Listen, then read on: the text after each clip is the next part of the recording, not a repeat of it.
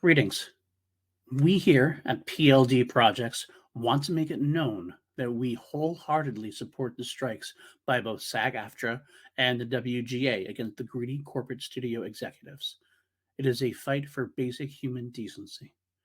Our reviews, discussions, and critiques are in no way supporting the studios, merely dissecting the art and how these wonderful actors and writers continue to influence us on a daily basis. We thank you.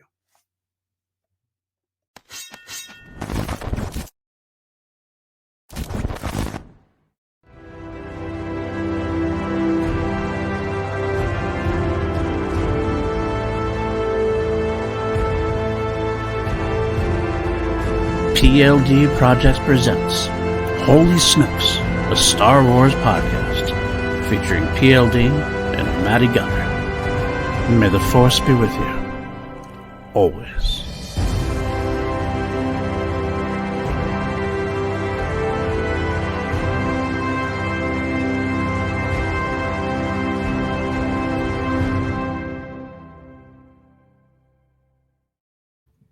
What's up, everybody? Welcome to Holy Snokes on PLD Projects. I'm your host, PLD. With me, as always, my co-captain, my fellow Jedi Knight, or actually, no, Sith. He's a Sith Lord, not a Jedi Knight. Does this look like something a Jedi Knight would be holding? I don't know. You watched last night's episode. I mean, Anakin, at one point, he was both back and forth, like, and he couldn't figure out what he was going to be. But how are you doing, Matty? I'm doing good, man. A lot of things are falling into place. A lot of creative projects are starting to wind down. I've recently had, without saying too much because it's not my thing to announce yet, recently been working on a little something with someone who I've looked up to for a while, and I know you have as well. Yes. So right into the show, in fact, but not our place to say anything more than that. Yeah. But yeah, just been working on that. And yeah, that's about all I can say. But yeah, good things are happening. How are you? Yeah, I'm excited. I'm doing fine, doing same old shit here, different day kind of thing. Just doing my podcast and doing my working and watching Star Wars and still deeply in love. Same shit, different toilet. Yeah, something like that. You know what it is. It happens when shit happens, it happens. So. Well, we had a pretty monumentous episode last night. It was the one that everybody was kind of looking forward to. It was the one that everybody was looking forward to even before the series came out. Wait, we're talking about a show? Even before Ahsoka premiered, we were all pointing to this episode, Dave Filoni's second directed episode. And then after last week, it became apparent we were going to be very interested in what was going to go down this week, even to the point where they put it out in movie theaters at special events. And I kind of understand why, especially now having seen it. And I'm happy to say overall, I believe it lived up to the hype. I sat down with my wife and my son, and we had a little bit with me and watched it. And then I just went right back again and watched the whole thing again. Then I went back and watched the whole thing again. I just straight away just watched it 3 times in a row. That's how much I was enjoying it and into it. Wow. I mean, what about you? What are your first opening thoughts about your first adventure last night? I stayed up to watch it. Oh, you did? Okay, good for you. I did. I stayed up to watch it. I knew this one. In the shout out to the Thank the Maker Discord, we have like a on running chat while the episode's going on, and then the guys who do the show, Adam, Nick, Mike, and Ryan, will like jump on and they'll give their thoughts. And we were just like, every single one of us was just like, what? Like I almost sounded like Chopper going, what. That's pretty good. You have a good impersonation of Chopper, by the way. I always want to tell you that. Thank you. Speaking of Discord, I mean, we were just talking before the show that maybe we're going to have a Discord here on PLD Projects. Something I've thought about for a while. You're kind of pushing me in that direction.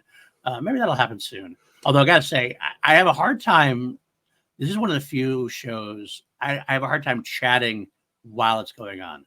Like I literally like put things down, like my phone goes down and I can't chatter during it. I chatter a lot after it, but during it I have a hard time.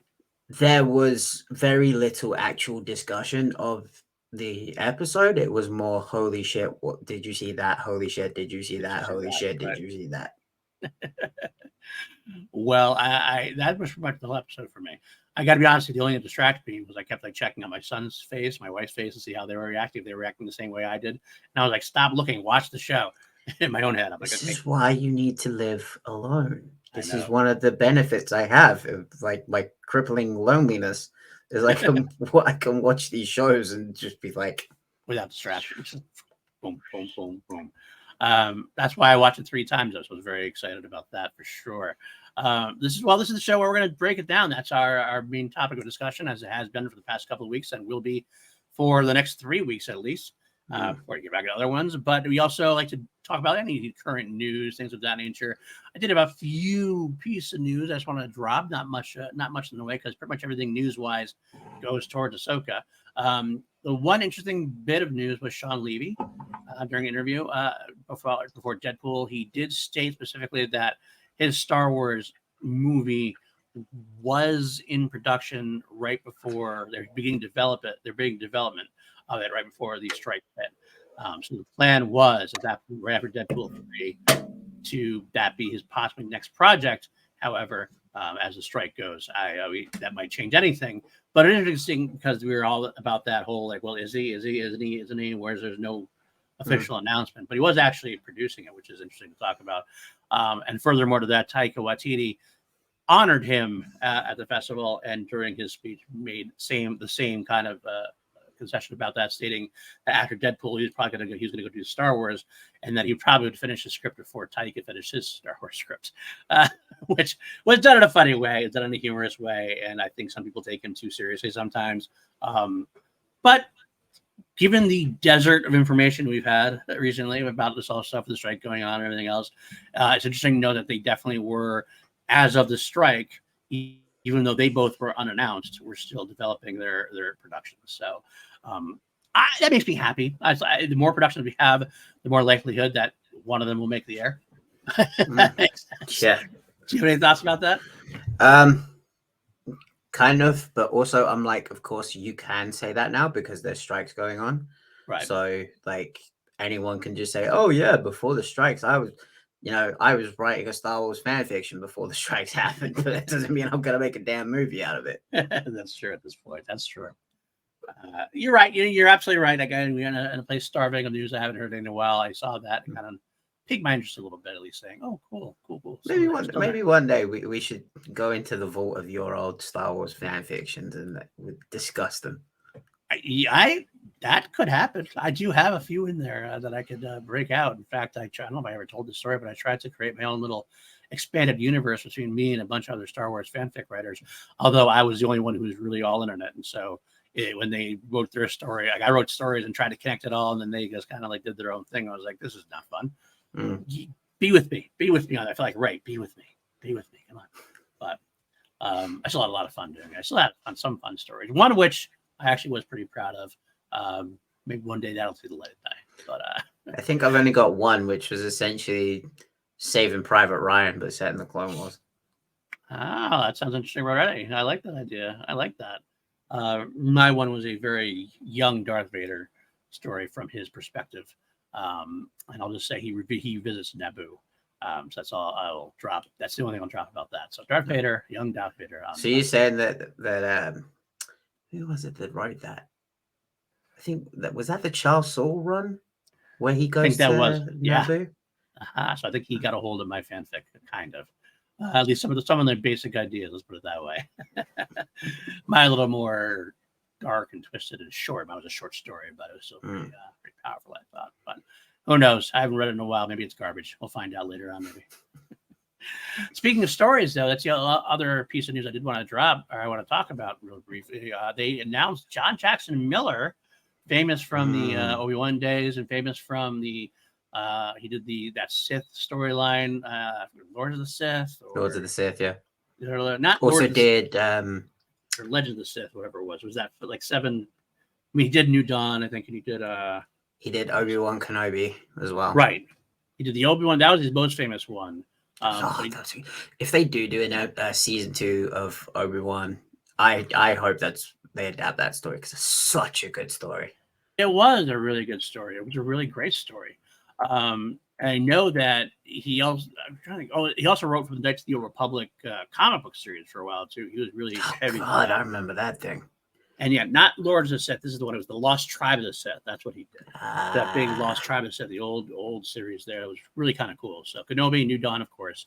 But he has a new book coming out, and it's going to be set pre-episode 1, called The Living Force. And I guess it's all about the High Council. The High Council, like the original, like all the council is going to appear because like Qui-Gon supposedly like challenges the council about how they're going, and all the council respond to a event of some kind. And so it's like Mace, Yoda, all the ones from there. So I don't know. It seemed kind of cool. I guess it might have some High Republic connections as well, which would make sense if we're going to connect. Yeah, it's like one of the last outposts of the Outer Rim. The High Republic, right? Exactly. So yeah, it sounds very, very cool. I like John Jackson Miller and his writing, so I'm excited to see him come back. And I'm also excited to see something. I got to be honest with you. Like, I'm reading all the High Republic stuff. I enjoy the High Republic stuff. But to be honest, I like to see other stuff that's not in the High Republic. I seem like everything was kind of focused on the High Republic for a while. That was like the spot to be. Yeah, it was like they have a big initiative. Right. But like my favorite Star Wars book recently has been the Rise of the Red Blade, the Inquisitor book by Delia Dawson. And that was outside of that, exactly. So I just want to see a little bit of more parody. So anytime I get a novel that's outside the High Republic, I'm excited to read. Not that I'm sick of the High Republic yet or anything, but I'd like to see a little bit more. We still got a couple years left of it. Yeah, I'm happy with it. I just want to see more outside of it as well. A little more parody, like a little bit more 50-50 for me. And I like this because it shows, because they're all the council are going on this mission solely on the base of image. That's why Mace Windu said, right, every member of the High Council is going to go for our image. And I'm just like, oh, I have yet to find a piece of material, episode of television, or a movie that makes me like Mace Windu as a character. And I feel like this is just going to make me go further down my rabbit hole of Mace Windu was kind of a prick. Yeah, he is really the poster child for everything that went wrong with the council and with Jedi Order. And Yoda, it's funny because Yoda was right there and it was it's really the high guy there, but he's kind of cut some slack and they let him slide because of how he acted during it. He does seem a little, he feels like he should get some blame because he should have done more to stop it potentially. But at the same time, Mace just comes off like a dick most of the time. So I get that. But I kind of like reading about him still though. So I'm intrigued to see what he does more. And maybe you love to hate him. Yeah, exactly. That's basically what it is. So, well, that is the little bit of news we wanted to talk about briefly, and that's it for now. Of course, if you always want to go to Star Wars News Net. They always do a great job of curating all the news. There is some other interesting articles there recently about Ahsoka and about interviews with Hayden, how much he enjoyed it, and he's enjoyed coming back, and how much it meant to him. The director Peter Ramsey of Episode 4 talked about like watching Hayden and understanding how much he really how much it meant to him to be able to come back and like reclaim the role in this way. It's kind of funny. He talked, and Hayden had those interviews before about coming back for Anakin or whatever. He kind of mentioned Obi-Wan, but obviously he didn't talk about Ahsoka because that wasn't confirmed at the time. And you really, after watching this episode, you really feel like this is the one that he really is excited to come back for. Getting to work with Ewan was great, but he was mostly in the mask the whole time. This was him getting to be Hayden, getting to like kind of reclaim the Anakin role and do it justice for all of the heck that he got, for all the pain that he got over the years during the prequels. But so yeah, that's on Star Wars News Net. Please go check them out. They're a good bunch of people and they do great work. So, but that I think is good. I think we should. I can't wait anymore. I don't want to wait anymore. Let's get into this week's episode. I'm surprised we've lasted this long already. That's what I know. That's what she said exactly. Well, this episode 5 in the first season, called Shadow Warrior. We like to do things a little bit differently on Holy Snokes. We get to break this down into segments. We do a little bit of a summary, but first up, we have at least one category we always have to do, The first category we do every week. It is Hondo Watch 2023. Who wants to see Hondo's book? Talk to me. Hondo appear on this week's episode of Ahsoka. Don't do it. This effort is no longer profitable. You had to do it. I didn't have to, but I mean, they made me do it. It's their fault. It's their fault. I would have to do it until he makes his appearance. We knew he wasn't going to show up in this. The funny thing was, I still held like a 5% chance, especially even when I opened up Disney Plus, and the summary on Disney Plus before you hit enter was something like Ahsoka faces her past, and Hera and her allies launch a rescue. And I went, who's Hera's allies? Is it a possibility? Correct. Obviously, that's who it was. But her allies were it wasn't like her New Republic allies. It wasn't like anything like that. It was just allies. And I thought, maybe, just maybe. But at the end of the day, I didn't fully expect him in this episode. Am I upset that he's not in this episode? Not really. I'm going to be honest. I love Hondo. He's in my top 5 characters in all of Star Wars. He's our patron saint. He's our patron saint. I did the reverse cross there because hell Satan.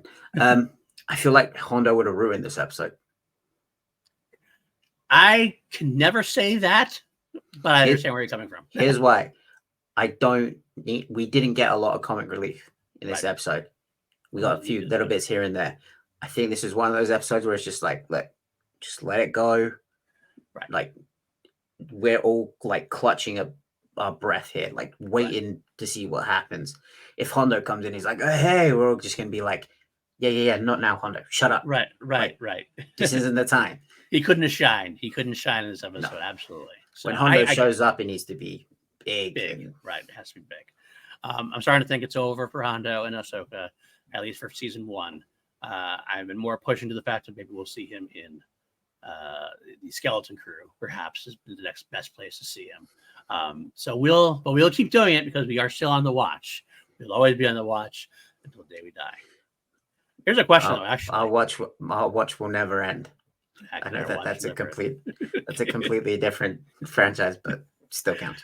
But the question I do have is, let's say when he does appear, do we still do Hondo Watch like after that? Duh. It still continues, right? Always. Yeah. Continues. Okay, fair. I just wanted to make sure they're on the same page there. I've been doing Hondo Watch for a long time now.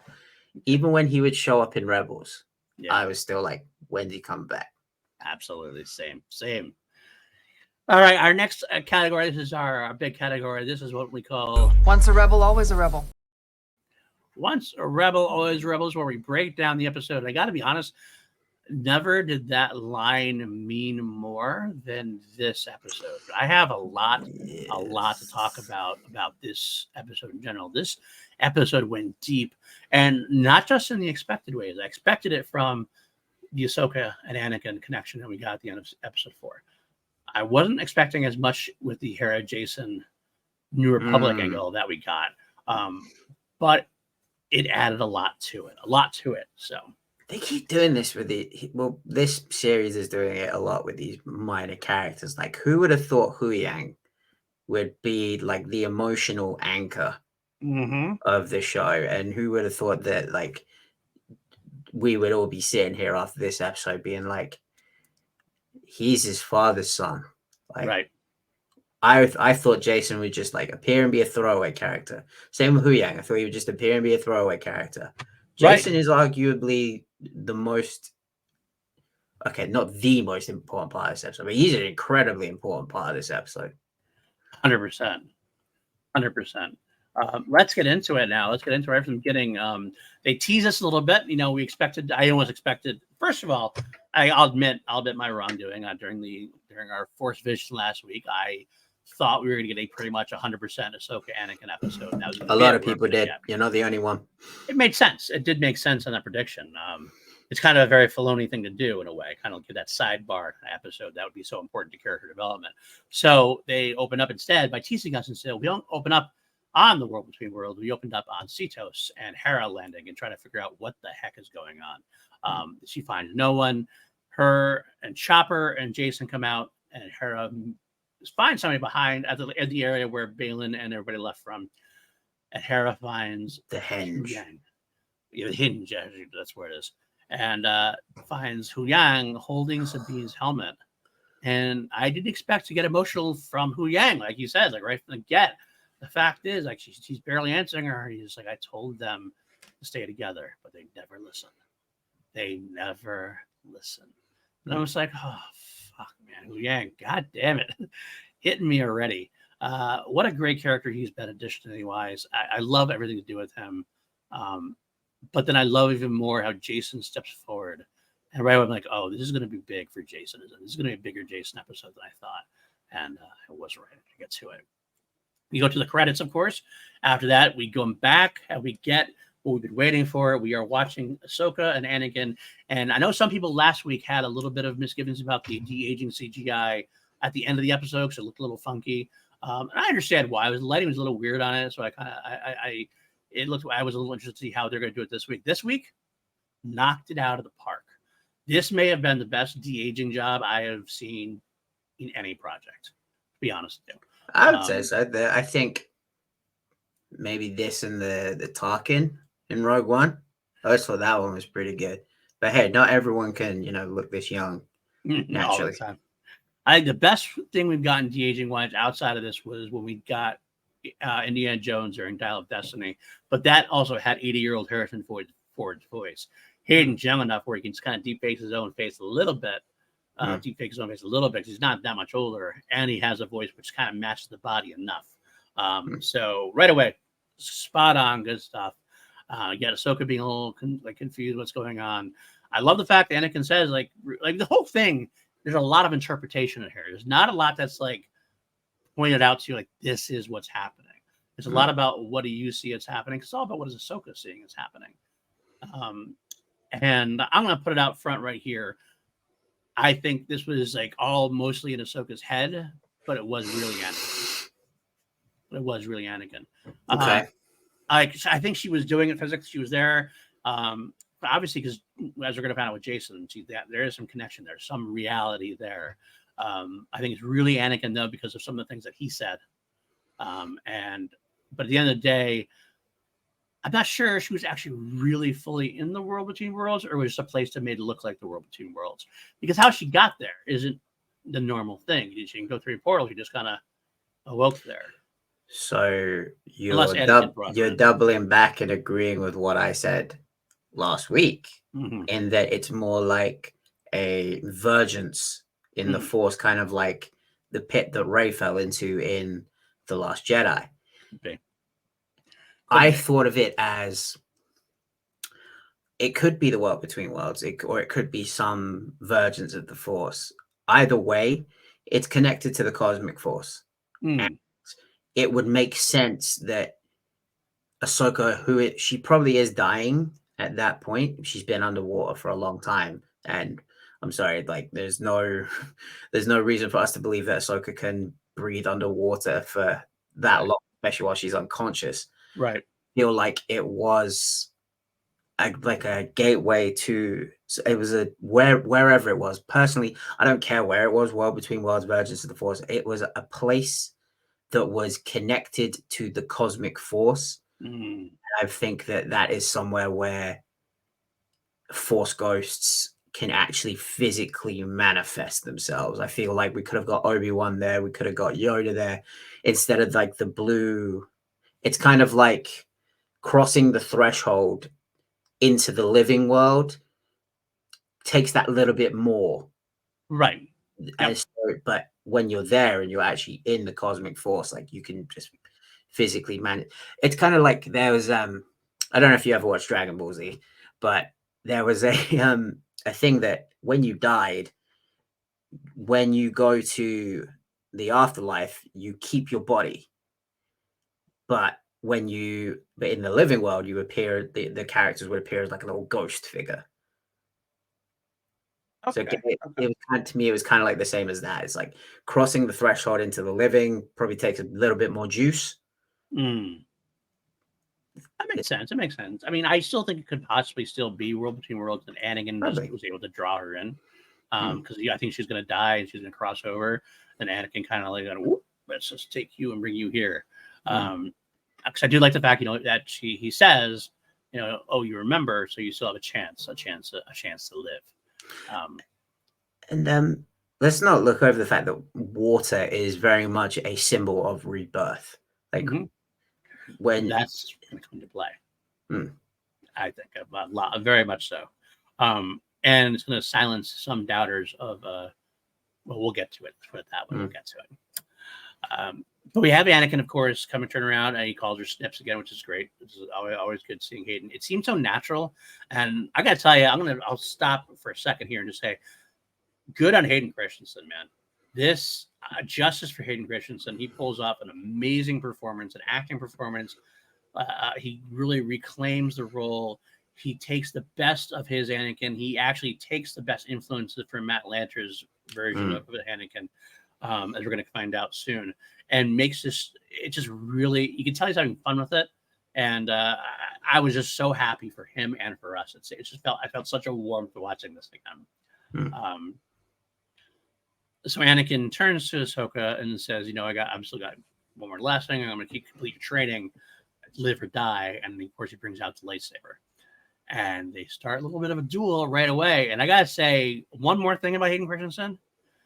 I think we were spoiled with Hayden Christensen as far as lightsaber duels go.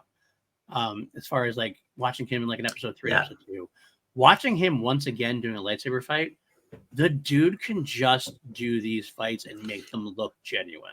The guy who trained him, Nick Gillard, yeah, he is. I have seen him guest at the UK martial arts show multiple times. So yeah, the guy who trained him is legit as hell. And he did the choreography for them. He did the spin behind the back as well. I was like, there it is. That's what he does. There it is. It's amazing how good it looks. It thing, but it just looks so cool. And that's what it is. That the whole thing looked so real, so good, and so I mean, even at Laura's point, there's some flourishes to it, obviously. But man, it just looked like a lightsaber fight. Like, I'm not decrying any of the lightsaber fights we've had, but man, what a difference when it's done like that. This is my favorite lightsaber fight in a long time. I gotta be honest. And I love Balin and Ahsoka last week. I did love that quite a bit, but that's a different style of fight. Much more of a brawler kind of thing. This was like a true Jedi kind of lightsaber fight. I loved seeing it. And the thing is, I think with the popularity of John Wick, now fight scenes have to seem more like, I don't want to say like realistic because it's a Space Wizard TV show, but like it has to be somewhat more practical. You can't just like start flinging stuff around. Like the bar for action and fight choreography has now been raised because of the likes of movies like John Wick. So it's if anything, it's made every fight choreographer, every stunt choreographer like just raise the bar that much higher. Right. And yeah, it was awesome. Love it. I love it so much. It was so beautiful. So then we cut away, and of course, I think everybody's kind of like, "Oh, don't cut away. I want to see this." But I gotta say, I was one of them too, honestly, at first. But then we got to a little bit of Jason. I loved so many little things here where Jason and Chopper, Huang, and Hera there, and Carson's there. And Hera's talking about things. I love when Carson topic comes out, and we name drop Leia for the first time in like the New Republic era, which I'm excited about. Senator Organa knows what they're doing and is buying time for them. How cool is that? How cool is that, right? Just it's such a little thing you can do. It's a fan service moment, but it makes sense to the story, so it works. I was kind of thinking, I was like, they're hitting us over the head with so much. Are we going to get a Billy Lord like hologram cameo as Leia? I would be surprised at some point. I really wouldn't. I wouldn't. But I love this moment too. Jason tries to interrupt, and it's the same. Not now, Jason. I'm busy, kind of thing. Not now. But then, like he persists, and then she's like, "Okay, let's see." And man, what a moment this is! He hears the lightsabers in the crashing waters. I'm like, this is so sweet. Like, because I heard it myself. You heard like when they transitioned up, you had lightsabers, the crashes. Amazing sound design. The sound design there was just perfect because it did work that way. When Jason has Hera listen, and then you hear that John Williams music. First of all, Kevin Kiner, God again, godly throughout this entire episode. Really is crushing it. And one of the reasons why is knowing when to use the Williams stuff, and he uses the Williams stuff perfectly. I feel like we haven't heard the theme in so long, and I don't know why. Like, it feels like you should use this a lot when there's never kind of force thing going on. It makes sense because it's so powerful. I tear up. I get like goosebumps every time I hear it if it's done properly, and this was done properly. Great cinematography shots there. While she hears this, she hears the lightsaber crashing, and so Jason does his duty. He knows that Ahsoka's out there. I love this moment. What were your thoughts on this one? I thought it was I was kind of just like grinning ear to ear, 'cause it was like, yeah, he's his daddy's boy. He's his father. He may have been raised by his mother. He may like never have met his dad, but like that's his father's son right there. So good, so good. And like, and I know we'll get to it, but like finally saying his name, I was just like, I was about to get to it. What I loved about that is you had this really serious moment with the score and everything else, and then you kind of have this exposition done right. A little drop of information, like Carson, the perfect guy there. What the hell is happening? What's going on? And Carson is he's the eyes of the audience. I feel he's the guy of he's the eyes of the audience who hadn't watched Clone Wars and Rebels. That's pretty much what it is at this point. Yeah. And the end comes on and says his father is Kate and Jarrus. He's a Jedi. And I loved his reaction. I love her reaction. He sits there and goes, okay. All right. Guess we're going back up. All right. It's so good. So we return back, of course, to World Between Worlds. Actually, I missed one thing during our last trip to World Between Worlds. The quote, which is one of the reasons why I definitely think it was Anakin, because Ahsoka says, I will not fight you. And Hayden goes, and Anakin goes, I've heard that before. And that's referencing Luke, because you think it's referencing Ahsoka because like of the Twilight Apprentice type thing, but she never said, I won't fight you. She said, I won't leave you. Luke's the one who said, I won't fight you. So I think that's what's referencing. That's why I know this is the real Anakin here. This is the real deal. So the fight goes on, little testing here and there. And then Ahsoka gets a little bit of a drop on him for something. And then Anakin's like happy about it. He's like, oh, nice. Okay. All right. I see you. And they have a little back and forth between Anakin slashes the floor away, which we didn't know could be done in the World Between Worlds. So we're learning stuff new every day, I guess. It's all good. And she falls. And thus begins one of the coolest sequences in Star Wars TV, I think, by far. Fan service done right, because it actually serves a purpose to the story and it explains exactly what's going on. I had a hard time maybe fully understanding it the first time I watched it. And then the second time and third time, I really hammered home like what the real lesson Anakin is teaching. And she has to go back and relive what happened to her as a child soldier.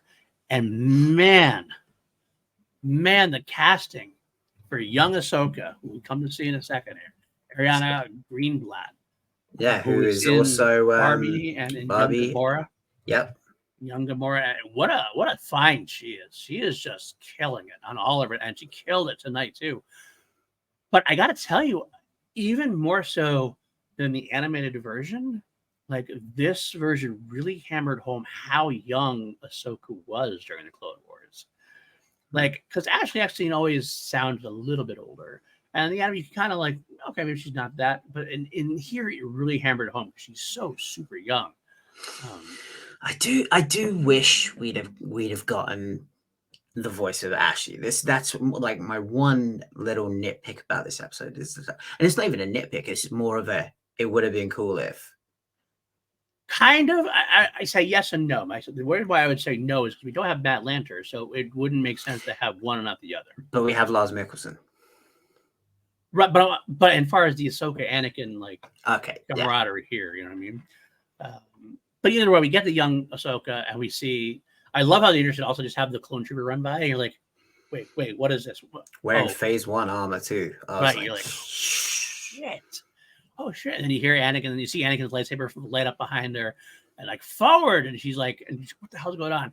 And what a great line. This is the Clone Wars. And of course, everybody in the audience says it, and then Anakin says it.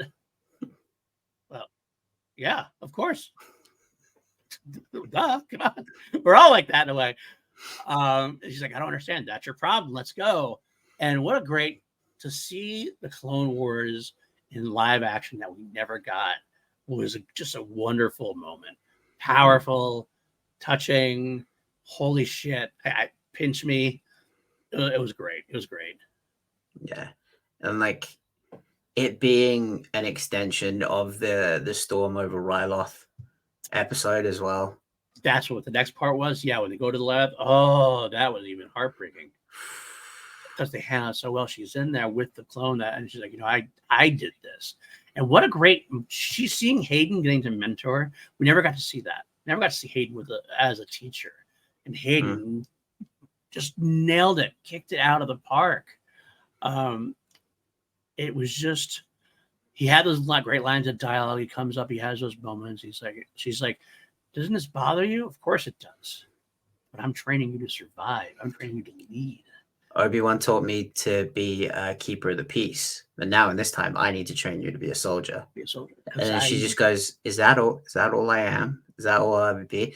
And it's really like the grand lesson that I feel like I took from it, the grand lesson I feel Anakin was trying to teach was like, you can remember all these things. You can go through life just existing with memories. But until you face them and like come to accept them, you're not truly gonna live. Like that's the whole thing. People are saying to live or to die. And I feel like a lot of people are taking that on as solely like you're gonna live and die in battle. It's like, no, she's choosing to live, like live her life, not just be like, not just exist. Mm-hmm. Because that's what she's been doing ever since the Clone Wars ended. She's had the guilt of Anakin. She's had the guilt Survivor's of her guilt. own thing. She got survivor's guilt. And she's like, whereas like Anakin and Obi-Wan, they had time as peacekeepers. Her only time as a Jedi was as a warrior. That's all she ever did. And she lost. They lost everything. And that's why you see her. I think that's why, and that's you realize that she realizes that's why she failed with Sabine a little bit, because she's not living; she's just existing. Now, this is my one thing that I am going to address. Other people, they're cool with that for Ahsoka, but when it was Obi-Wan that was having this problem, having the same issue, everyone was all up in arms about it. Yeah, I get that. I agree with that. Like, I feel like there's a bit of a double standard going on here. Obi-Wan was the teacher warrior who shouldn't have had that. I don't agree, but I understand. Yeah, it's basically what it was. But we are jumping ahead a little bit. She hasn't quite learned the lesson yet. She got some. This is part of the lesson. We're in the middle of the lesson. And what a moment when she's pushing the issue and Anakin's trying to push the issue back. Anakin gets like stern with her and then says, "You got to go." And you see her go off. He's like, I don't want to. I want to stop fighting. What happened? What happens if I don't want to fight? Like, well, you'll die. He just turns and lets her behind. And what a great poster shot. She watches him go off. Saber attached. The clone troopers attached. The clone trooper attached to his side. And all of a sudden, that lightning strikes, and you see Vader, and with the red lightsaber, and all the clones are gone. It's just him and Vader. And then it kind of comes back, and he's still there. Oh my God, that moment. I had chills. So sick. And watching her goes back to her being like wide-eyed watching it because she knows what's going on. Like she's back in time, but she's still there, just like he is. He's doing the same thing to her at the same time. He's trying to teach her what he was teaching her at the time. But what a great shot that was, right? I want that on my wall. I want a GIF. I want a moving wall of GIFs I can put on my wall. It just kind of goes back and forth. You can get those like ones where if you move it, you know, those like kind of posters you can get that if you like move it, it changes the image a little bit. That might be what I have to do. So we go back to our other party here, and they're watching. They're trying to find her. They can't find anything, and we get this nice little conversation between Huyang and Hera. And Huyang's like, "Oh, I'm happy that they changed their mind and decided to send you out." And Hera's like, They didn't change their mind. I'm here by myself. And Hu Yang, as always, so this is unauthorized. She's like, yep. But great part about that is he says, he's like, well, people like you because you do what you think is right. And that's it's a great moment there. You also get a little bit with Hu Yang telling Hera asking about Anakin, because Hera's like, yes, she's like, Ahsoka's very tenacious. So is her master. What was he like? Yeah, and taking that moment, even as a droid, is like intense. Faster, more intense. Exactly. It's like exactly what it was. Like, it's so good. Of course, we get more from Jason and Chopper. They're figuring out stuff now from below. They got to tell them they got to go low. So they go low. They got to go low. And they go low, sieging Ahsoka out. We jump back one more time to the World Between Worlds, and we're at the Siege of Mandalore. I lost my shit at this point. I love the whole time, the fogginess, the whole foggy of words. So the Ahsoka's memories was not all crystal clear. There's war going on. And you started seeing her like battle. She's like swinging the double lightsabers at this point. I love the fact she had the green lightsaber before, and now she got the double lightsaber. She's dressed in her siege garb, and she starts like slicing through it. Wait, those aren't battle droids. What? Oh, she's slicing Mandalore. Oh, shit. The Mandalorians are there. The 338th start running past. Yep. And then we get, of course, live action Rex. Just briefly. No, mask does not come off. The helmet does not come off. So we don't have to see a DH Tamir Morrison or anything. We just get to hear his voice just briefly. And that was enough for now. I was just happy to see him. I'd love to see more from Rex. I'd love to see Rex now, but like, it was just that nice little chef's kiss moment. I mean, Tamir probably recorded that in his front room, like on his like a iPhone note, and then sent it to Dave. That's all I did. Just do it. That's all you need. All right, we're good. We're good here. Like, that's a couple $1,000 right there. But I love the fact that you have Anakin come up and you're like, oh, he's like, I gotta recognize this. And I love that because it kind of like you see him in battle, but you see that there's something else going on. You always get the reminder that something else is going on.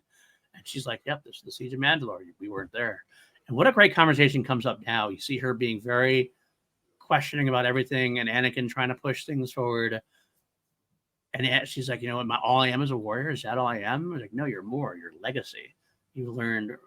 I learned from my master. We learned from his master. We learned from his master. All the way down from Yoda to Dooku, to Qui-Gon, to Obi-Wan, to Anakin, to Ahsoka, and even then to Sabine. And then she pulls the card, says, but I'm nothing but death and war. And Anakin's like, no, you're more than that, because I'm more than that. And that's when we get the good confrontation. You are more, but you're also more powerful, more dangerous than anyone thought. And what a great reaction Hayden has, Anakin.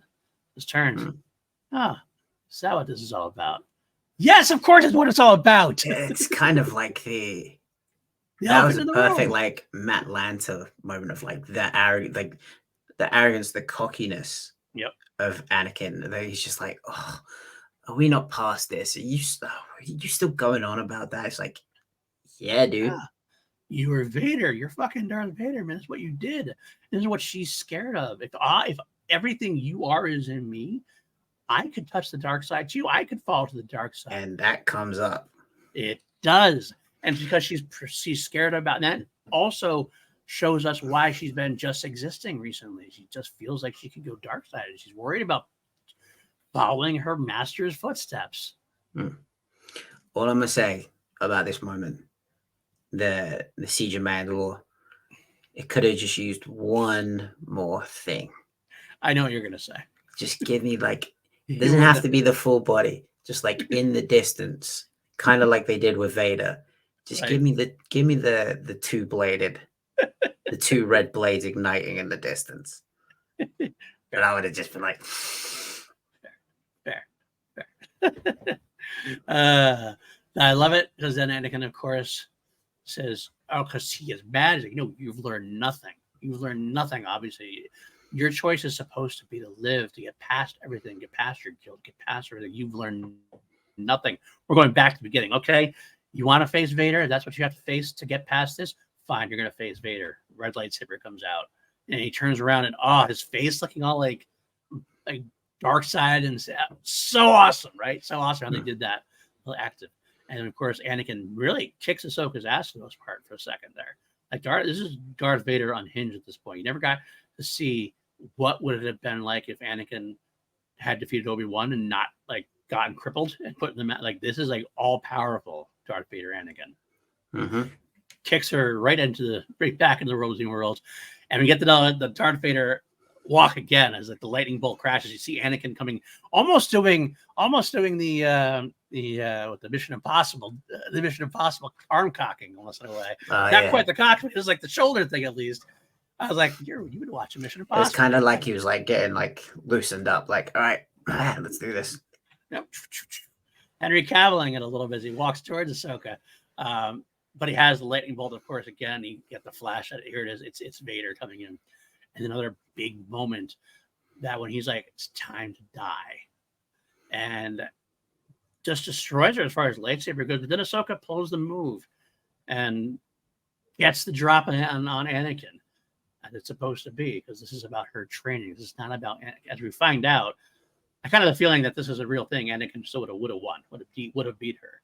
Yeah. He didn't need her to. He needed her to do this. Has the moment. Has the saber to his throat, and he has the red on him, and he's looking at her. And she comes closer, and her eyes have the eyes, Chico.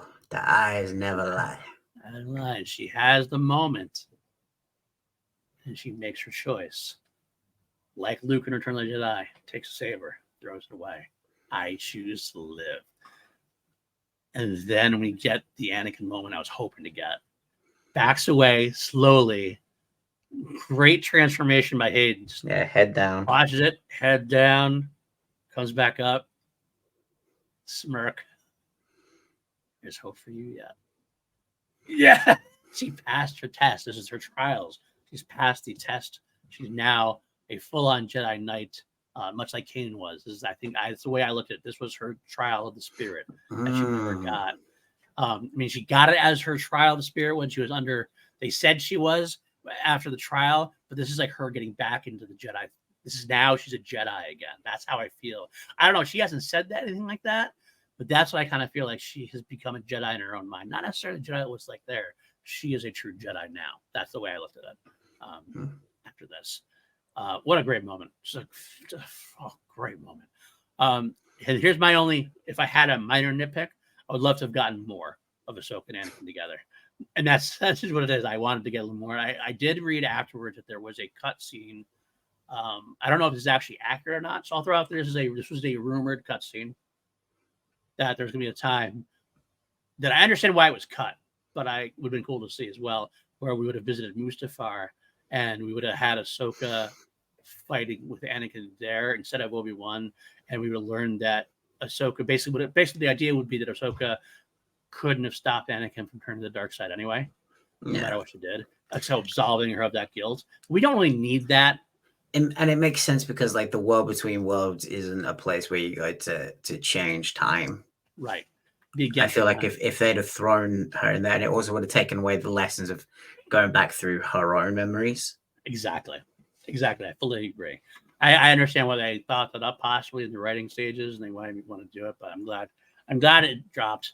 I wouldn't mind seeing like a cut scene of it though if it was ever filmed, like a deleted scene. That'd be kind of cool to watch. So we return and Brandon Wayne's X-wing pilot grabs Ahsoka out of the water, brings her back to life. And is that Brandon Wayne? Yes, it was. Okay. And what a great moment. We see her come back. Next thing we see Ahsoka lying in her ship without her headdress on, anything. It's the first time I've ever seen her like this completely, like, head naked. I was going to say butt naked, but maybe I say head naked. I can't wait to see cosplayers try to do that. Yeah. That is going to be so difficult to do. Absolutely. But then the sun just bursts over the into the window over her. And this piano score that the Kiners are doing, chef's kiss again. But here it is. This is the final transformation. This is the Lord of the Rings transformation here. And this is why Dave altered the Rebel scene. In the Rebel scene, in animation, when he had Sabine meet her, she was in the white getup with the staff. I think that's a change. Not, you know what? People will go, oh, you're changing things in he's allowed to. If something fits a story better, he can retcon things if he wants to. It was a fucking get up. She doesn't wear the get up till now because she wears the get up now because now she's Ahsoka the White. Now she's Ahsoka 3.0. And I got to tell you, for the rest of the episode, this is where the doubters have to stop. This is the Ahsoka that they knew and loved. This is the smiling Ahsoka, the happy Ahsoka, the positive Ahsoka. For the rest of the episode, she smiles almost the entire time, despite everything going on. Yes, she still has her sad moments when she's trying to hunt for Sabine and everything else. But for the most part, she's that bubbly, I'm going to give myself to the Force. I have a lot to live for. I can be someone. It feels like old Ahsoka, which I knew we were going to get to. It's something I said from the beginning of the series. We're going to get back to here. Now we've gotten back to there. And it starts right there. It's a beautiful moment. She comes out of the ship after a conversation with Huang. You get that scene with Jason, she's running up, she's hugging Jason and everything else. Some great little comedic moments for her and Huang there at that point, which we'll get to. As I know we're gonna get to. I'll just leave it there. And then we have Hera and Ahsoka trying to figure out where Sabine went. Now Ahsoka never has used psychometry, I guess, not like Quinlan Voss, for example, in the books, but she's a strong Jedi. I think she has some kind of talent in it. It makes sense that she can sense her apprentice. This is much like Luke in Empire Strikes Back sends Han and Leia far away. What that is various Jedi have that power. Cal Kestis also has that power. It's psychometry. Yeah. Of memories are left on objects, and then certain people can touch the objects and feel the memory and just kind of play it in their head. Cal Kestis can do it. Quinlan Voss can do it, and I guess now Ahsoka can do it too. I bet you Ahsoka has a little strength in it, and I bet you also it helps that it's someone who she's close to, and that's part of it as well. So I bet you she's not going to be that's not a power she's going to use very often. But for this, it does make sense. It does make sense. So the fleet are on their way. They're not looking to help at this point, which I get. But yeah, I was right. So Ahsoka's figuring things out. We get a scene between Mon Mothma and Hera, and this is where I came to a very big understanding, and it's kind of a dumb moment for me, but it made sense. Something I never really thought too heavily about, but kind of should, considering she's a general of the Republic fleet. When we get to episode 7, Hera's not in the Resistance. And I was like, did she die? Is she not around? What's going on? No, she's going to leave the New Republic. And this is why. And over this whole thing, because she's going to choose her family over the New Republic. And Mom Mothma says it. She's like, the Senate Appropriating Committee is going to be voting on whether to suspend your command. Suspend your command permanently. And she's like, kind of is what it is, right? And so that makes sense to me now. Okay, so that makes complete sense to me. We're not going to get Hera with the New Republic, which opens up so many opportunities for storytelling. I like to see the New Republic, but getting Hera as once a rebel, always a rebel, being her own kind of just a rebel force out there by herself, kind of much what Leia does with the Resistance. Hera doing her own thing with the rebels. Maybe Zeb will come along with her at that point. I don't know. But I loved it. I love the idea. It just soaked over me. Wow, this is what's going to happen. I know I'm going into my first vision here. Hera's going to she's going to be kicked out, and she's going to have to start everything else on her own. And damn, I'm ready for that. I'm excited for that. Admit it. That Starkiller base scene feels real good now, doesn't it? Yeah, it really does. It really does. It does. And it just leads more into what I said last week about, a couple weeks ago about Mon Mothma. It's really has seemed like, and this may be a completely wrong analogy, she seems like a pit bull that's had her nuts cut off. Yeah. Now she's just all bark. She stays kind of a sympathetic character, but it does feel like she's just lost control, and she's trying to do the right thing because she doesn't. And it makes sense. Like I said, I think I argued back, not argued, but I made my point back was that she lived under such oppression with the Emperor, with the one man having control, that she is that one person in control, and the last thing she wants to do is be an emperor and force her control on people. So the opposite of that, unfortunately, is just as bad. When she chooses not to step up and take control when she probably should. It's always hard learning when to wield your power. Yeah, but it's also like when you have the word of Ahsoka Tano, who's fought not one but 2 wars, you would think that they would be like, "Hey, she might be onto something there."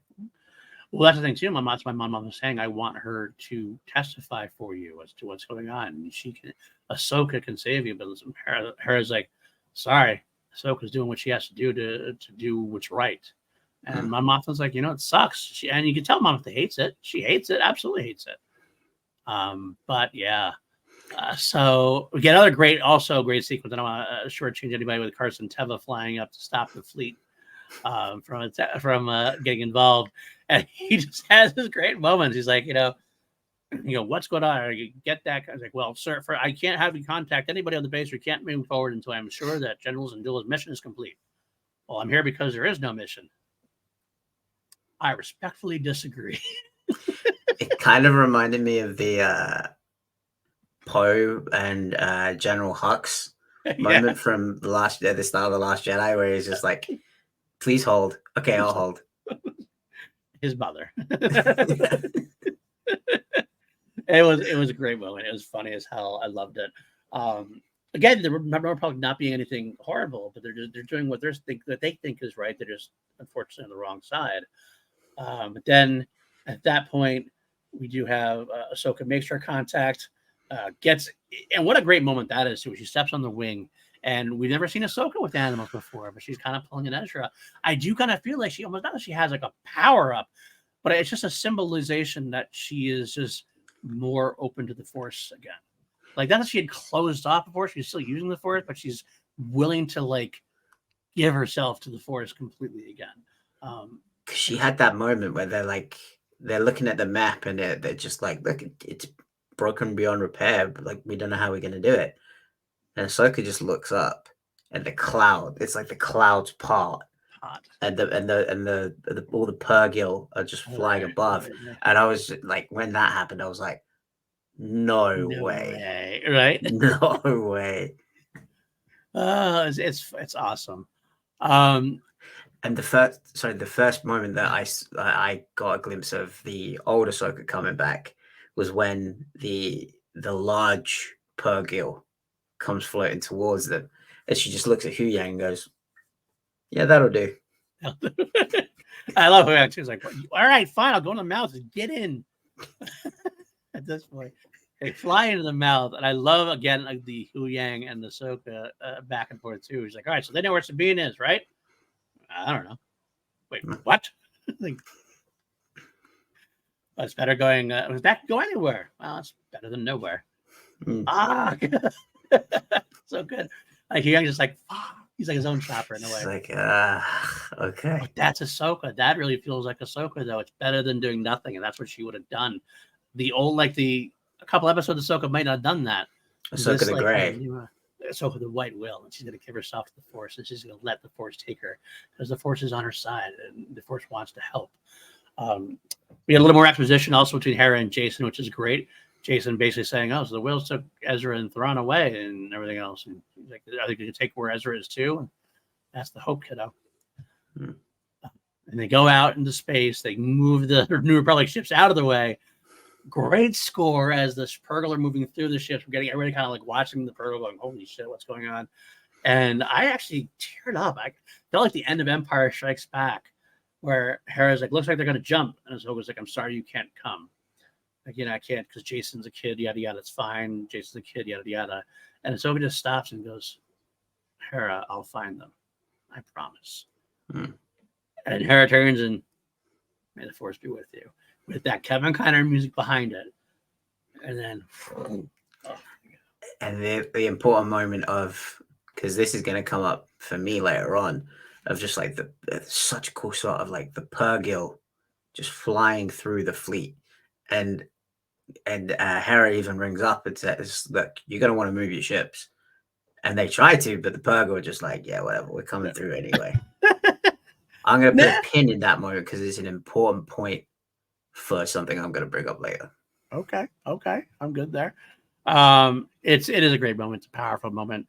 Helped greatly by the score. But yeah, It felt kind of like a season finale. I was actually going to bring it up. Thank you for saying that, because that's what I felt too. This was what it felt like to me. I was like, this is okay. This is the end of season 1 almost, right? No, we have 3 episodes left. Really? This feels like what should have been almost the end of season 1. But I'm glad it isn't. I'm glad we get 3 more left. Yeah. All right, let us get into our notes and all of our categories we have. First category we have is As your master, it's my responsibility to prepare you. Master of the Week. Who is your favorite character of the week? Matty, I'll let you start off. My favorite character of the week is actually Jason. Very fair. Very fair. I love Kanan. I love Kanan.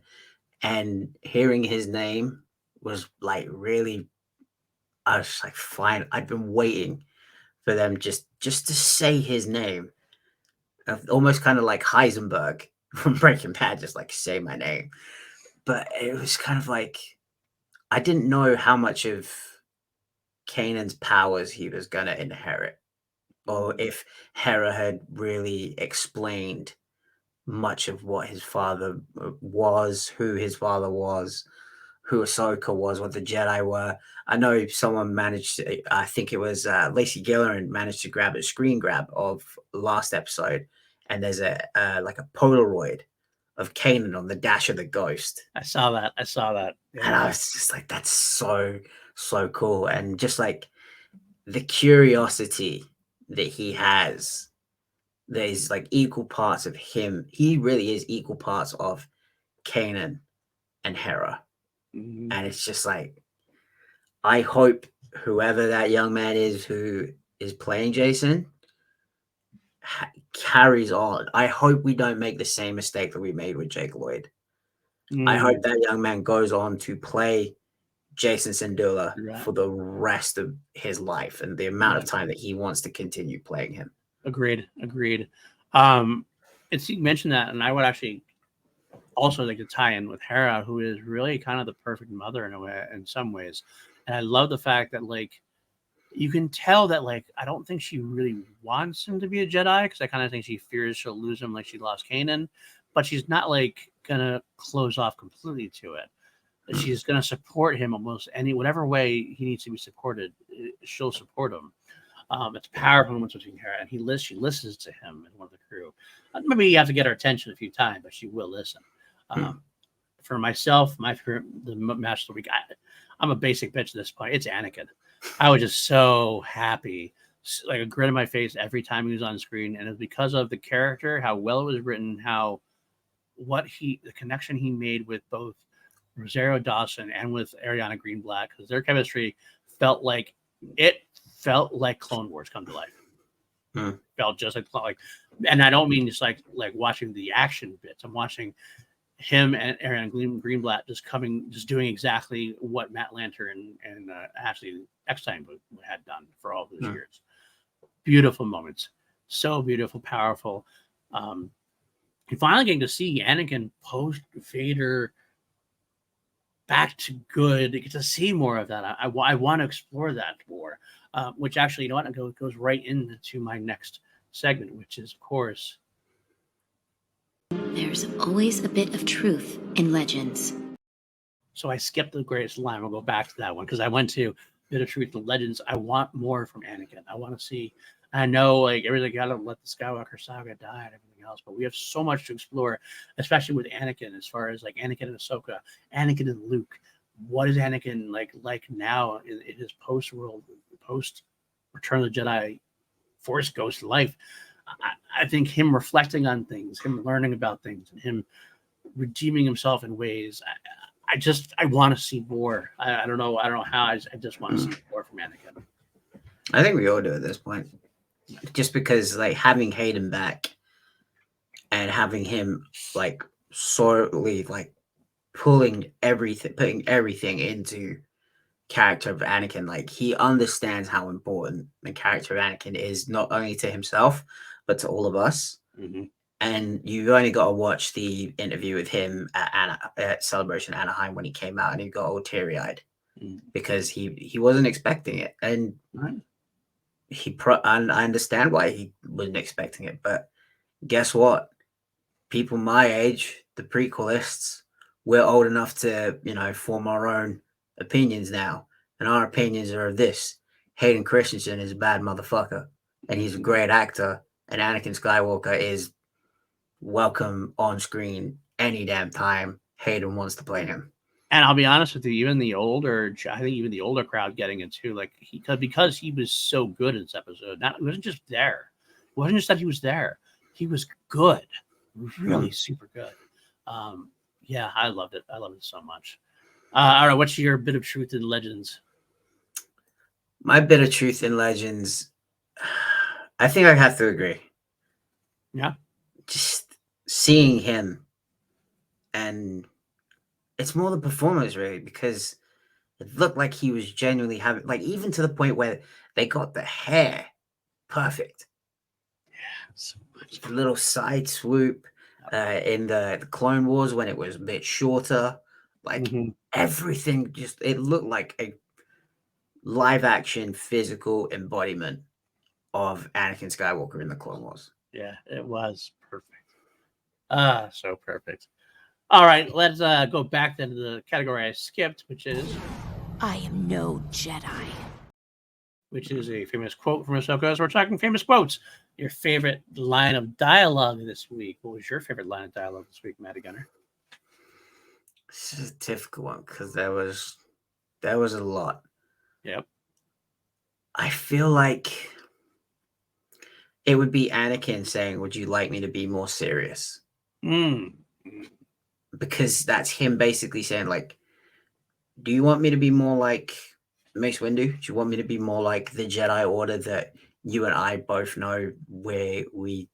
Because this is them at this point. Right. This isn't them back then. This is them now. It's like, would you have rather I've been more like them? Right. Because you wouldn't have left the Order. You wouldn't be who you are now if I'd have been more like Mace Windu or Kiadi-Mundi or any of the other members of the High Council that had a stick up their ass. It's just like, I'm who I am. And this is the whole point. Who he was made Ahsoka who she is. It's the passing of the legacy. It's the whole thing of Star Wars of generational change and generational passing down that generational wisdom and that knowledge from generation to generation, leaving your mark for the next generation. It's the whole fucking point of Star Wars. It's the whole point. Families, absolutely. Generations. I actually would agree with you on that. I have a different line, but I love the fact that he said that because, quite frankly, the first time I watched the episode, it actually threw me for a little bit. And on second viewing, I got it. I understood exactly what was going on.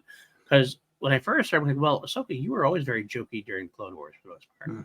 You were very quippy yourself a lot of times. So what are you complaining about? I mean, yes, not during this particular moment because you had just, led troopers to death or whatever. But you saying that about them being here and now is like, I think it's a reminder. She's like, Ahsoka, you were also that way. Would you rather have me have been serious? Would you rather have me have been like a dictator, like taught you that way? And like we laughed because we had to. That's how we survived. We had to like find that life within us. That's what kept us going. And that's what you have lost because you don't laugh anymore. You don't joke around anymore. You're so serious all the time. You don't smile at all. You don't love life. You're not living. That's like actually the key part of the thing. Yeah, and I also kind of related to it from a master student level in that when I first started training, my coach would be like, look, I can run you through million different 10 punch combinations and we can just go through those for hours, or we can have a bit of a place bar and like you can find your style, you can find like put yourself into it. Right. So for that, it's a very small little thing, but like that just kind of made me relate on that level of just like letting Ahsoka be who she is, finding her own way, finding her own place.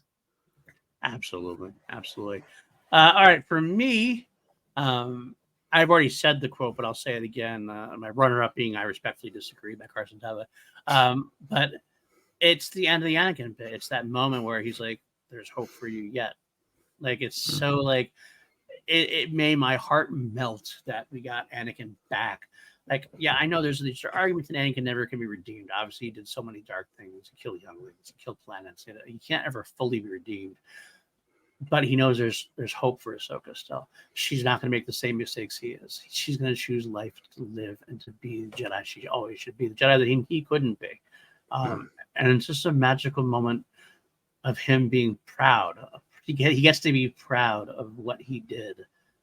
He fucked up so many things. He trained Ahsoka, and Ahsoka's going to be a beacon of light that he should have been. Beacon of light. It's like the one thing he did right. Right, exactly. They are who they are who they grow to be or grow past us. So the Yoda line from Last Jedi. We are who they grow on to be. It's that anchoring. I love it so much. So all right, let's move on to the next bit we have here. You got a lot of carbon scoring here. Looks like you boys have seen a lot of action.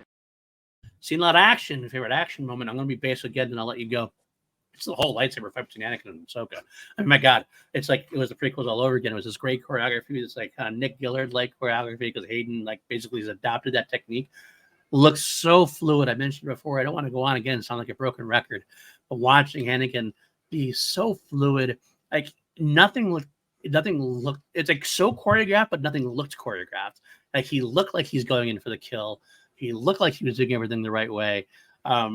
And it was just, it just felt so real and fluid. That's the best word I can describe it. But it was just so good to get that kind of lightsaber battle back, even if it's momentarily and it's only for this episode. It very much felt like a dance, but like he was dictating it the whole time. Yeah. Like he could have ended Ahsoka anytime he wanted to. 100%. But that wasn't the point of the lesson. He had to show this side of him for Ahsoka to get the point. Mm-hmm. This was him doing Return of the Jedi in a different kind of way, trying to get. He's tempting Luke. He's tempting her, trying to get her to go. Like, all right, you're gonna have to face the challenge. You're gonna have to face the challenge that I didn't face. I couldn't. I turned. Are you gonna turn? No. That's why it's a happy day. Happy day for Anakin there. All right. What about you? What's your favorite action moment? Mine is, and it's a very singular bit of the bit on the Siege of Mandalore. It's very easy to animate something like this because it's a move that would be kind of very difficult to do in person. I'm actually surprised that they pulled it off. It's when Ahsoka kind of spins on her knees. Mm-hmm. She does it in Rebels, and like she stabs one Mandalorian, then drops down to her knees and like spins and then stabs another one. I don't know if anyone's ever done like wrestling or anything. Sliding through on your knees hurts like a bitch. So to like do that and like spin across the ground the way that she did, that's a bit hard as hell to do. Damn. And just like I feel like the grazes on her knees that she probably got from doing that over and over, and I was just like, oh, and it just looked cool. It looked badass. Obviously, Anakin is gonna look cool doing his little behind the back spin, as stupid as it kind of looks, but it still looks cool. But yeah, just that one moment, I was like, oh, she did the thing. They actually figured out a way to do Ahsoka's little spin move. I thought that was pretty cool. Yeah. Agreed. Good choice. All right. We talked about that there's not much, but we got to get a little bit of something. Try to squeeze some juice here. Laugh it up, fuzzball. Comic moments. I'll go first on this one. My runner-up was the line I already mentioned, which was one of the other lines, which is Carson Teva being like, okay, let's go at it. But my favorite comic moment was Hu Yang and Jason. The whole sequence between them was just great. Let's get you into. I'll show you the training room. You have a training room? Can you train me? No. Oh, well, it's like, do you know how to build lightsabers? Yes. Will you help me? Will you teach me? No. It's so Hu Yang. It's so Hu Yang at that point. I have a feeling that's going to change. I feel like Hu Yang might have to teach him lightsaber fights at some point. But it was a very needed dose of humor. Him and Carson both really kind of saved that day and kept it from being too melodramatic overall. How about you? What was your favorite funny moment? Mine is very much a slapstick moment, and it was a very brief little moment, but just Chopper just going, "Uh-oh." Good play. Good play. Because Carson just says, "Oh, I don't think they're here to help," and then Chopper just goes, "Uh-oh." He knows he's been on that side before. He knows it's about to go down. Love it. Good point. All right. Next up, we have Parsecs. It's a ship that made the Kessel run in less than 12 parsecs. Less than 12 parsecs means 11. So on a scale of 1 to 11, because we always turn it up to 11 here on PLD Projects, where do you rate this episode? This is a 10.5. Fair enough. Fair enough. It's a perfect 11 for me. I made last week 11. I couldn't make this less than last week's. Perfect 11. This is almost like an 11 plus for me. Again, like I said before, my favorite single episode of Star Wars television to date. Live action, at least. I don't know, but maybe the animated might have something else, but I haven't thought about that. But as far as live action goes, easily my favorite episode to date of Star Wars TV. It was the most Star Warsian I'd ever felt in the TV shows. Perfect sense of Star Wars soup for me. So it's definitely in my top 3. I think One Way Out is always going to be for the meanwhile is always going to be my favorite. I love that episode, but this is definitely 2 or 3. Fair enough. Absolutely fair enough. Because a lot of people can have that. That's the funny thing. Some people don't understand is that you can have favorite things in Star Wars and they can be different than other people's, but you can still like the other things as well. There's a place for everything. Absolutely. All right. Last bit we have. I'm not here to discuss my past. We're not discussing the past. We're discussing the future. Our Force visions, what we think is going to come up either in the next episode or by the end of the season or into the second season, which I'm really hoping we get. I really think we need a second season and beyond. I have to admit something. I have changed one of my predictions. My initial prediction was we weren't getting Thrawn until episode 8, and then we're going to get maybe the end of the episode. I don't think that's true anymore. I think we're going to get him next episode. I do. I think it's time, because the way this episode ended, it was like you said, it kind of felt like a season finale in a way. It kind of feels like, okay, the next step is we're going to find Thrawn, and it's going to be next episode. Ezra, maybe even next episode, maybe in the 8th episode. So I have a feeling we're going to have to be in the other galaxy for 2 episodes, and at the end of episode 8, episode 8, we're to make it back to our galaxy. And I have a feeling those fleet ships are still going to maybe have stuck around, and they might see a little bit of a disaster as far as Thrawn goes. You were about to lead right into mine. Then go ahead, do it right into mine. I'm sticking to my guns. I say Thrawn episode 7 because I think we're going to need an episode to kind of understand this new galaxy that they're going to. Mm-hmm. We're going to need to set the stage a little bit of the new galaxy that we're appearing in. Maybe see a cool new planet, some cool new creatures. Find out is this where the Purrgil really come from? Did they come from this galaxy and they migrated to the one we know? You've seen the movie Interstellar, right? My favorite Christopher Nolan movie.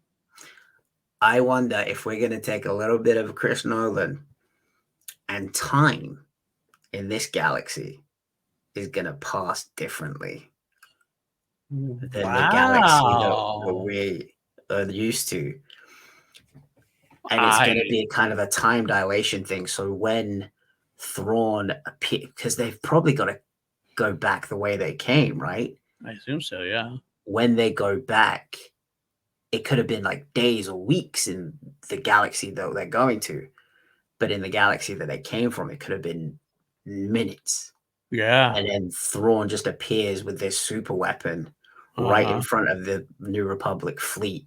And it's kind of like a Harry Potter situation of everyone thought that they were crazy until Voldemort actually showed himself and makes his mark. Yeah. No, I totally agree with that. I totally think that's a cool idea. I love that idea. I hope that comes true. What if it's just been 5 or 10 minutes and the fleet is still there because they're still arguing and they're literally in a conversation of well, where is Thrawn? Right. And then he I appears love it. I love in it. a damaged version of the Chimera that's being held up by the Eye of Sion. Right. I love it. I completely love it. Maybe that's exactly what the Eye of Sion was built that way, because the Chimera is going to fit right in there, and that's how they're going to get home. Let me just say real quick, and you say I say episode 6, next episode you say 7. Basically, almost mean the same thing, because I kind of feel like we're going to get thrown at the end of episode 6. Like kind of like that'll be the stinger, and then we really get to see him in episode 7 and 8. So yeah, that's all I would clarify my own views there. But yeah, that's it, man. That's what a great episode this was. I know. I just want the next 3 episodes put in my veins right now. Please, if you can. I'm excited about it. Yeah. That's it, though, I guess. Where can the folks find you, Matty? You can find me on all social media platforms now that I've got it all standardized at Matty Mourner. We're going to change it a little bit down here at some point. Yeah, Matty Mourner. You can find my band Mourner, Mourner. I can't believe I almost forgot how to spell my band name for a second there. On all DSPs, and you can find me here every week for Holy Snokes. Absolutely. You can find me at Paul Duduzio on the Twitter or X. You can find me at PLD Projects on Threads and Paul Duduzio on Blue Sky. You can find me all over PLD Projects. Absolutely. We got Holy Snokes every week. We got Lego, and I do a show called Review every other week about the other sci-fi franchise from the 80s, one of my favorite sci-fi franchises. Every week we do a Queen song on Crown Jewels, going through every song in the Queen catalog and the solo catalog. This week we're doing White Man, one of the heaviest songs that Queen has done. Really kind of thumping song that they do there. Really good one. And of course, finally, 2 Meter for White Dudes on Film, myself and PJ Campbell, going through the Friday the 13th franchise, although we did just sneak in a bonus episode this week because we both went and saw The Nun 2 that came out. And we had things to say about that. I'll tell you that much. So I think that's it. If this is your first time here, like, subscribe, all that stuff. If you're listening on the audio, give us that review. That 5-star rating helps the podcast out tremendously. If you want to help out even further, PLD Projects has a Patreon, patreon.com/PLD Projects. Join such stalwart individuals as Austin Cadell, Jeremiah Morris, Matthew Kearns, Brandon Buckingham, Jeff Alterman. All of you. Could not do it without you. Really appreciate what you do. Really help keep the lights on for us. Much appreciated, guys. Much appreciated. I guess that will do it. We'll be back next week with the covering episode 6. I think I heard a leak that it's about 42 minutes again. So that's going to be a good solid episode to go through. I can't wait. Until next time, as always, may the force be with you. Always.